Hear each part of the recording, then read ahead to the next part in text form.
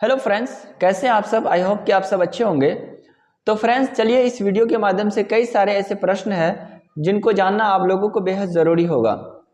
जैसे कि पिछले कई दिनों से आप लोग टेंशन में हैं कि मेरा कैसे नामांकन होगा, मेरिट लिस्ट कैसे आएगा, फिर उनके बाद स्पोर्ट कैसे होगा। तो इन सारी बातों पर काफ़ी ज़्यादा बिल्कुल सटीक आंसर देने वाले हैं, और जो चीज़ हमें कॉलेज से प्राप्त हुई है, जो चीज़ हमें प्रोफेसर से प्राप्त हुआ, उन चीज़ों के बारे में हम आप लोगों के समक्ष रखने वाले हैं। देखिए, जैसे कि अगर कोई स्टूडेंट ऐसा है जिनका क्या कहते हैं कि कोई भी मेरिट लिस्ट में नाम नहीं आया, एडमिशन उसका बिल्कुल एकदम अंतिम चरण पर है, हो ही नहीं पा रहा है, तो हम आज आप लोगों को हम डिफाइन करने वाले हैं, बिल्कुल क्लियरिफिकेशन करने वाले हैं कि आज जो है स्पोर्ट एडमिशन कैसे होता है।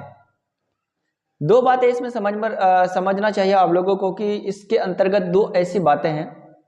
जैसे कि बिहार बोर्ड जो डीएलएड एंट्रेंस करवाई थी 2022 में, तो उस समय जो स्पोर्ट एडमिशन का जो प्रोसेस था वो थोड़ा सा अलग था। पहले क्या हुआ था, बिहार बोर्ड शिक्षा जो समिति है उसके तरफ से एक नोटिस आया था कि जो भी लोग स्पोर्ट एडमिशन लेंगे, शर्त पहला ये होना चाहिए कि वो एंट्रेंस में पास होना चाहिए। दूसरा शर्त होना चाहिए कि वो सारे तीनों चीज में, तीनों जो 3 मेरिट लिस्ट निकला था 2022 में, तो तीनों मेरिट लिस्ट में उनका क्या होना चाहिए, काउंसलिंग होना चाहिए। ठीक है, कॉलेज परिवर्तन करने का मौका तो दिया ही था, और तीनों में क्या होना चाहिए, काउंसलिंग जरूरी था। तो उसके बाद बिहार बोर्ड की तरफ से डीएलएड जो है उसके तरफ से एक नोटिस आया था। उस नोटिस में ये बताया गया था कि जो मतलब पहले आओ पहले पाओ, जैसे होता है ना कि पहले गए हम पहले पा लिए, पहले एडमिशन हो गया। लेकिन क्या किया गया, लेकिन उसमें थोड़ा सा जितने सारे सरकारी कॉलेज था, सारे सरकारी कॉलेज में क्या हुआ कि वहाँ के प्रोफेसर बोलने लगे कि नहीं, अगर पहले आओ अगर पहले पाओ का अगर प्रक्रिया होगा तो हमारे कॉलेज में दंगा हो जाएगा, लड़ाई हो जाएगा, मार हो जाएगा। क्योंकि वहाँ पर बड़े बड़े पैसे वाले आते हैं और अच्छे अच्छे लोग भी आते हैं, जो डेंजर सब आदमी होते हैं वो भी लोग भी आते हैं एडमिशन कराने। तो वो लोग के अगर वो लोग तो इतना भी कर सकता है ना, कॉलेज के प्रोफेसर से भी लड़ सकता है, लड़ करके एडमिशन करा सकता है अपने बच्चों का। तो ये सब सारे सवाल क्या है कि उत्पन्न होने लगा। ठीक है, जिनके वजह से वहाँ के प्रोफेसर, सारे डाइट का प्रोफेसर बिहार बोर्ड शिक्षा समिति को एक पत्र लिख करके भेजा। कहा क्या, देखिए हम बच्चों का एडमिशन तब लेंगे, हम इस तरह से बच्चों का एडमिशन नहीं ले पाएंगे, पहले आओ पहले पाओ। अगर इस तरह से लेंगे तो कोई भी इंसान यहाँ पर आकर के कुछ से कुछ करके चले जाएगा, इसलिए ऐसे चीज़ों पे हम लोग नहीं जाएंगे। तो सारे डाइट वालों ने क्या कहा, एक चिट्ठी लिख करके कहा कि सर इसके आधार पर स्पोर्ट एडमिशन लेंगे कि उस बच्चों का जो है मार्क्स के आधार पर लेंगे, रैंकिंग के आधार पर लेंगे, ऑल ओवर कैटेगरी के आधार पर लेंगे। तो ये सारे नोटिस क्या है कि बिहार सरकार, बिहार शिक्षा बोर्ड को भेज दिया। भेजने के बाद क्या हुआ कि वहां से क्या आया, रिप्लाई आया, वहां से फिर एक लेटर जारी हुआ कि जिन स्टूडेंट का नंबर सबसे ज्यादा है, देखिए घुमा फिरा के स्पोर्ट एडमिशन में भी आपको नंबर देखा जा रहा है, यानी आपका कैटेगरी देखा जा रहा है, आपका ऑल ओवर रैंक देखा जा रहा है। तो जब सारी चीजों को कंक्लूजन को जब निकल कर सामने लेकर के आया, तो उस समय ये पता चला कि जिन लोगों का, मान लेते हैं कि 450 नंबर का एग्जाम हुआ था उस समय 2022 में जब हम लोग एंट्रेंस दिए थे, तो उनमें कई स्टूडेंट का ऐसा था कि 110 आया, ठीक है, 120 आया। मान लेते इस फर्स्ट मेरिट लिस्ट में, सेकंड मेरिट लिस्ट में, थर्ड में क्या है कि minimum cut off third list में कितना गया था, 115 गया था, मान लेते हैं। ठीक है, तो 115 में ले लिया। अब जो लोग 114 वाले हैं वो तो बच गया, 113 वाले वो भी बच गया, 112 वाले वो भी बच गया, और 111 वाले वो भी, 110 वाले वो भी बच गया। ठीक है, अब क्या होगा, स्पोर्ट एडमिशन किसका होगा, अब इसमें भी बहुत बड़ा लफड़ा था।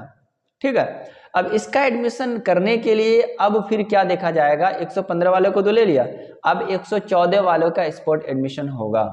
ठीक है, तो इस चीज को याद रखिएगा कि अगर आपका नंबर अच्छा है, अच्छा खासा है, अगर आप प्रायोरिटी यानी प्राथमिकता रखते हैं उस कॉलेज के लिए सबसे पहला, तो आपका एडमिशन बिल्कुल निश्चित तौर पे हो जाएगा।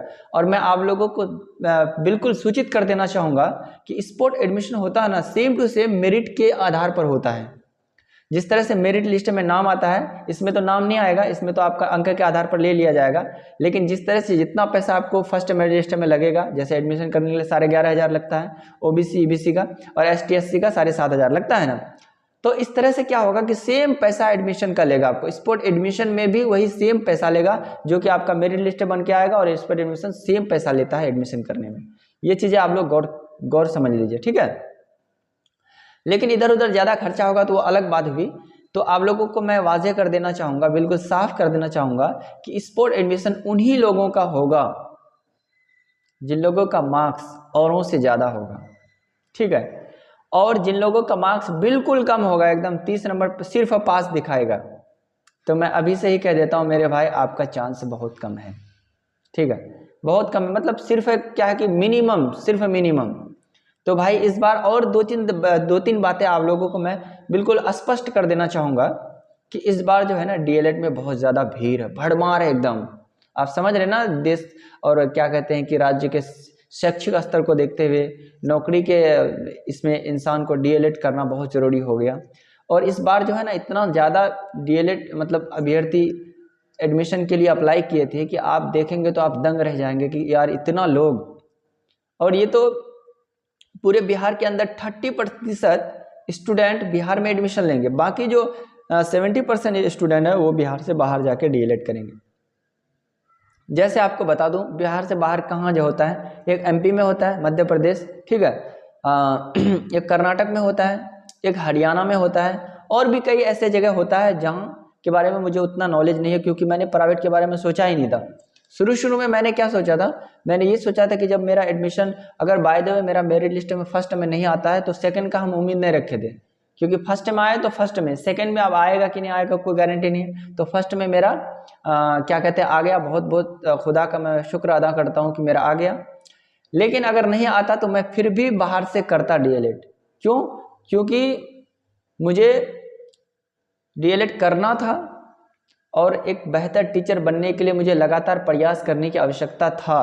तो मैंने लगातार प्रयास किया और अंततः मैं जिस रास्ते पे, जिस मुकाम के लिए मैं जा रहा हूँ, वो मुकाम अंततः मैं पहुँचने की कगार में हूँ। अगर अल्लाह ताला मेरे साथ देंगे या भगवान मेरे साथ देंगे तो मैं जल्द ही जल्द उस मुकाम को भी पूरा कर लूँगा। इसलिए आप सभी लोगों से मैं कहना चाहूँगा कि स्पोर्ट एडमिशन का प्रक्रिया बिल्कुल अलग रहता है। आप लोग जानते ही हो, नंबर के आधार पे ही लेगा। मान लेते हैं सबसे हाईएस्ट, मान लेते हैं कि एक कॉलेज में लड़का आ गया, ठीक है, और उसमें 10, तो माफ़ी चाहूँगा क्योंकि बहुत सारे स्टूडेंट कॉल करते रहते हैं, मैसेज करते रहते हैं कि सर मुझे बताइए कि कैसे एडमिशन होगा, मेरा नंबर इतना है, मैं यहाँ से बिलोंग करती हूँ या करता हूँ, मैं एसटी हूँ, एससी हूँ, ये वो बहुत सारी बातें। मतलब सॉल्यूशन के तौर पे मैं भी बताता हूँ, अच्छे से बताता हूँ, क्योंकि अच्छी बातें बताना क्या कहते हैं अच्छी बात होता है। और जो जानकारी है मुझे मैं दूसरों तक शेयर करूँगा तो और भी मेरे को जानकारी बढ़ेगा। और वही ऐसा एक चैनल है जहाँ पर मैं मतलब मैं यहाँ तक कि मैं सभी लोगों को अपना पर्सनल नंबर भी शेयर कर दिया हूँ, ठीक है, कि जो भी लोग ऐसे है क्या कहते हैं अगर जिसको ज़्यादा ज़रूरत है तो हमसे बात करके आराम से वो कांटेक्ट कर सकते हैं और आराम से वो क्या है कि वो मतलब हमसे बात करके अच्छे से अच्छे विचार ले सकते हैं। तो इस तरह से हमने लोगों को बताने का काम किया है इस यूट्यूब चैनल के माध्यम से। और बहुत सारे लोग क्या कहते हैं इस चैनल को सब्सक्राइब भी करके हमें अच्छे से अभिवादन करते हैं। तो मैं मेन टॉपिक पे आ जाता हूँ, क्योंकि मुझे जो बताना है वो बहुत इंपॉर्टेंट है और स्पोर्ट एडमिशन का बिल्कुल प्रक्रिया अलग होगा। और जो भी लोग अगर सेकंड मेरिट लिस्ट में, कल तो सेकंड मेरिट लिस्ट पक्का आ जाएगा, धैर्य बनाकर रखिए। जिसका अगर 1 या 2 या 3 नंबर से छूटा है, 1 2 3, हम 3 की ही बात बताते हैं, 1 2 3, अगर 3 नंबर से जिनका छूटा है कॉलेज पक्का उनका होगा, 2 नंबर से, 1 नंबर से, 1.5 नंबर से, हाफ नंबर से, इन लोगों का तो तय है कि हो जाएगा, कोई दिक्कत नहीं होगा आप लोगों का। और एक मसला ये है एनआईएस डीएलएड का। एनआईएस डीएलएड देखिए 18 महीने का डीएलएड तो होता नहीं है। और पूरे जो एनसीटी जो पहले निकाला था एनआईएस जो मतलब डीएलएड के लिए, तो वो सिर्फ क्या है कि इन सर्विस वालों के लिए था। जो टीचर वगैरह पहले से था ना उन्हीं के लिए था, क्योंकि वो लोग प्रशिक्षण नहीं लिया था।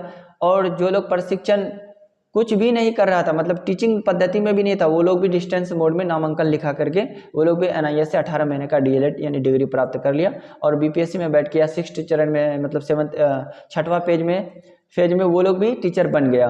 तो वो लोग टीचर जब बन गया तो भाई एक तरह से कहीं ना कहीं जानते हैं ना कि भाई ये तो एक तरह से फर्जी डिग्री हो गया, क्योंकि हम लोग अगर इतना मेहनत से करते हैं तो कहीं ना कहीं मेहनत है, हम उसको फर्जी भी नहीं कह सकते हैं, क्योंकि वो सरकार के मतलब आदेश के अनुसार किया था। वो लोग का भी कहना सही है कि सरकार जो चीज़ करने को बोलेगी तो वही ना करेगा वो लोग। तो वो लोग भी काफ़ी मेहनत किया है। मैं तो यही चाहता हूँ कि वो लोगों की नौकरी बच जाए और क्या कहते हैं कि अगले जो बहाली होगी उस पर मौका ना दे।